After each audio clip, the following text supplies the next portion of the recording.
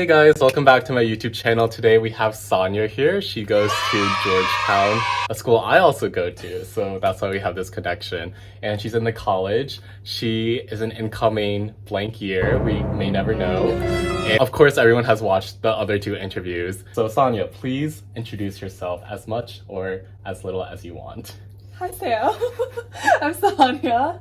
I'm currently at Georgetown, like you mentioned. I was originally born in Columbia, Missouri, which is like dead center of the state. Not really much there. A lot of soybeans, a lot of corn, lots of wheat, if that's your fancy. It was a really nice college town. Missouri, the immediate thing that I think of with the Midwest is always just like not a lot of diversity, not a lot of anything. But thankfully growing up in a college town, still some of that, but to a lesser extent, which was really nice. Gave me the opportunity to meet a lot of cool people and prepared me well to come to Georgetown and be exposed to even more diverse perspectives. This was especially strengthened, I don't know, the extracurriculars that I did during high school. So like speech and debate, getting to like learn about a lot of different people and then also a lot of different topics by bouncing around all of the different events.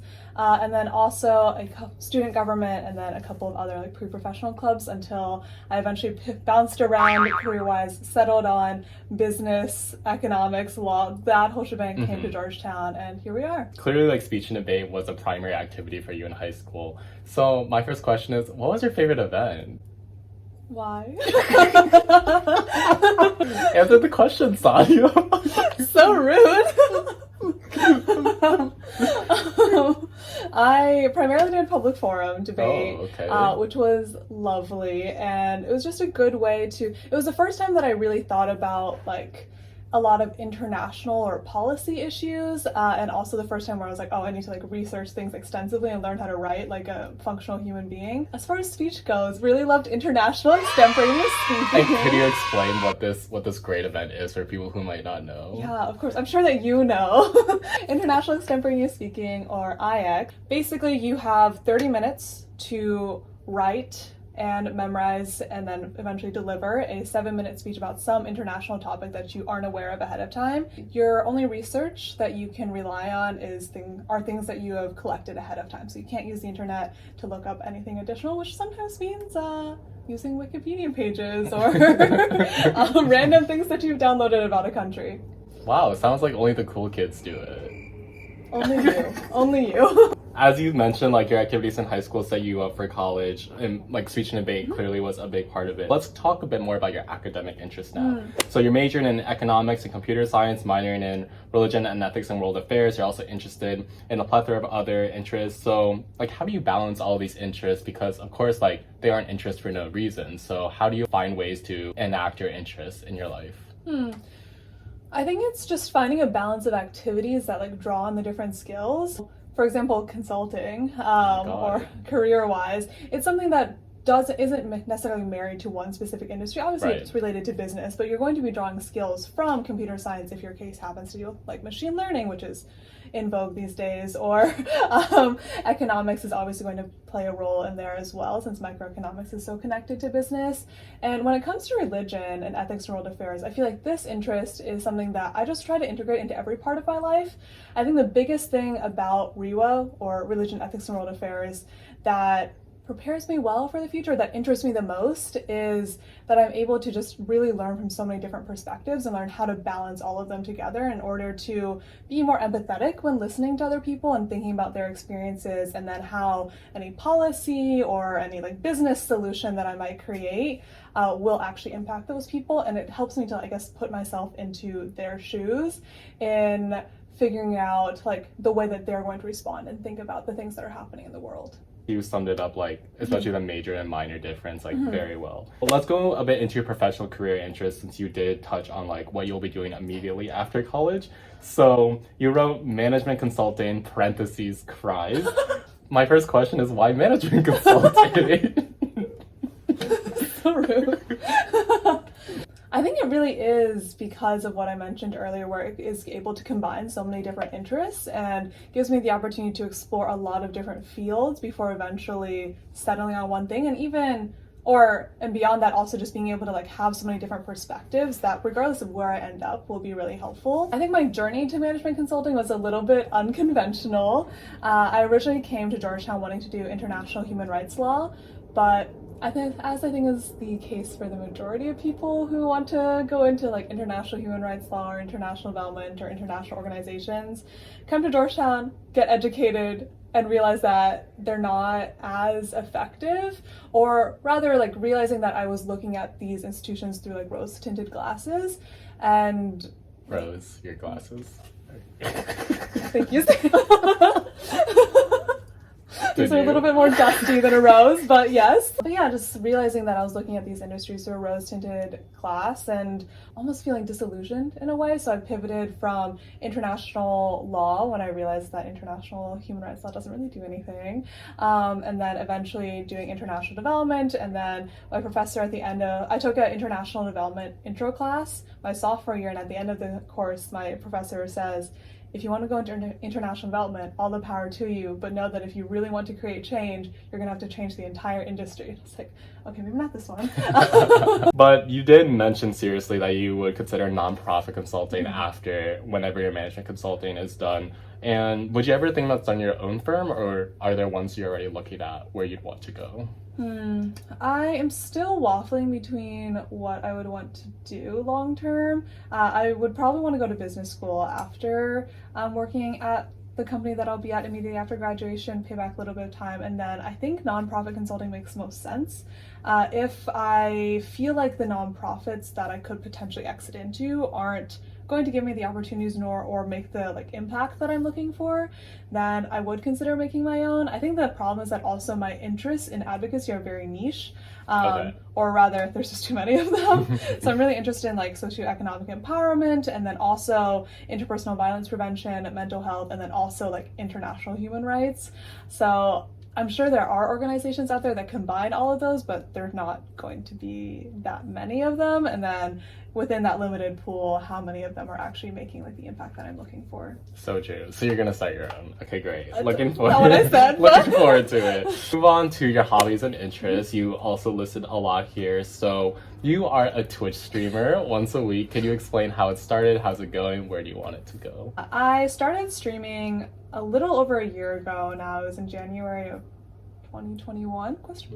Yes. Good. I forgot what year it was for a second. It started mostly just, I was inspired by my older sister who started streaming like half a year before I did, and she was originally doing it all for charity. She streams for the Children's Miracle Network, which supports just kids living with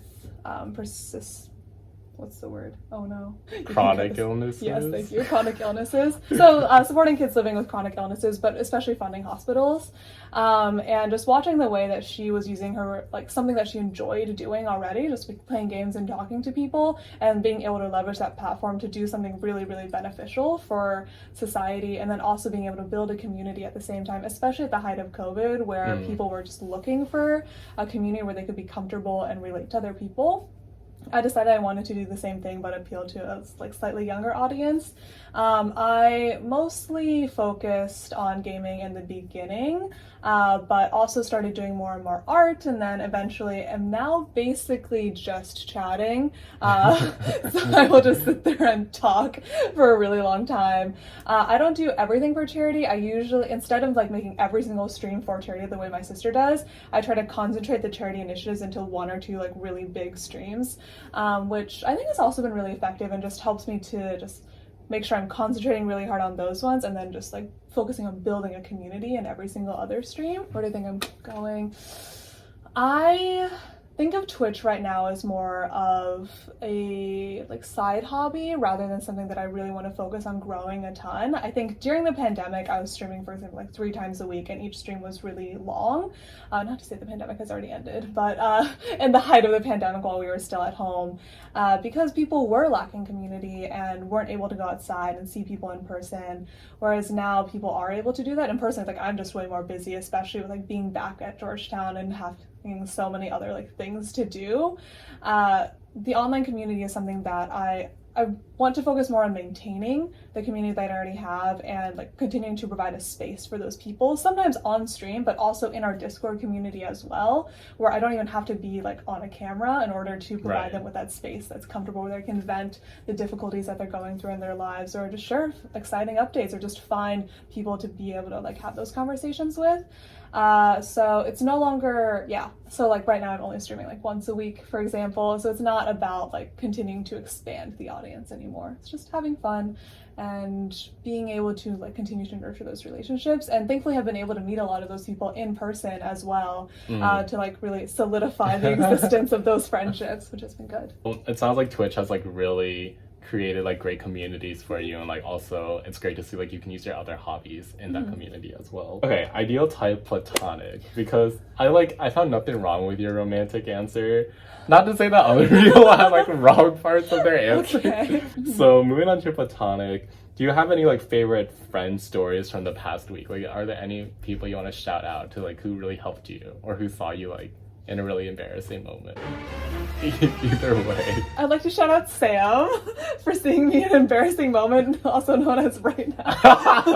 No, I was literally trying to think of like embarrassing moments. This exact moment. It wasn't this past week, or the photo you took of me when I was still on crutches during finals week last semester. You look good in that one. Do you remember what you said to me? It was, in person later on, you were like, it's like the, you know, the evolution. Because I had just put both crutches down. Okay, that was actually from someone else, but he inspired me to say it. I see. So. Well, all right. Well, I'm glad that I was trying to give Sonya like a wholesome way to shout at her friends, and then she just spent some roasting. I'm so sorry to Sonya's friends. Well, in all seriousness, to my lovely friends, other than Sam, I'd like to just shout out my roommates, Alice and Paulina, Aru, and Claire, who's effectively another roommate. Right. So sweet. We went to an anime convention this past weekend, and there was this one, this is so random, there was this one little like fanny pack that has a, like, it's a diagram, or a really cute drawing of just like the growth of a parsnip or a turnip. Okay. It's really cute. That I was waffling on buying for a while and ended up deciding not to, and then Alice and Paulina ended up buying it and just like putting it on my nightstand. Oh my god. Super cute. Yeah. Good job. Good job, Sonya's roommates. Okay, last question. Chinese Student Alliance or JNet? Wow, so rude. Well, which one am I more active in now? Sonya was president of both, for clarification. So just choose. So there's an answer that I feel like you clearly want me to say here, so I feel like I should say the other answer. Right. Let's see. Let's see how your psychology is working out. I think it's hard because the thing that I care about most of the two organizations now is, well, I care about the events and the boards overall, but the thing I care about most is my families, and I kind of merged the two families together anyway, so in a way they're both equal. Okay, I expect you to say something along the like. So I'm in CSA for disclosure. So last question is like, how do you hope CSA will grow in the future? Like, what are you looking forward to? So clearly you wanted me to answer CSA to the last question. Well, yeah, but I figured you'd find some way to equalize it. That seems like something you would do. But yeah, so specifically about CSA, what are your hopes and dreams? I hope to see CSA take on more of an advocacy role. I mean, AAPI issues have always been something underrepresented in like most of our like Georgetown's advocacy overall, and APILF is an option for Georgetown students to get involved in that realm of advocacy, but I would love to see CSA take a bigger role there as well. That's okay. And also beyond that, just continue to build the community. I think the club has grown a lot, which is both a wonderful thing, but I think it also, we need to balance it to make sure that it's not growing so much to the extent that we start becoming cliquey or like start forming like smaller subgroups. I mean, I feel like it's something that happens with any sort of organization. The second you hit over 100 members, it becomes so easy, especially because like we literally have built-in subgroups, families. Yeah. Okay, fair. Yeah. Collective action problems. Yeah. Okay, period. All right, well, thank you so much, Sonya, for being on my channel. I upload new videos every Sunday, 11 a.m. EST. Sonya will be the first viewer for this video besides my family, so maybe the fourth viewer, actually. And yeah, thank you so much for watching. Peace.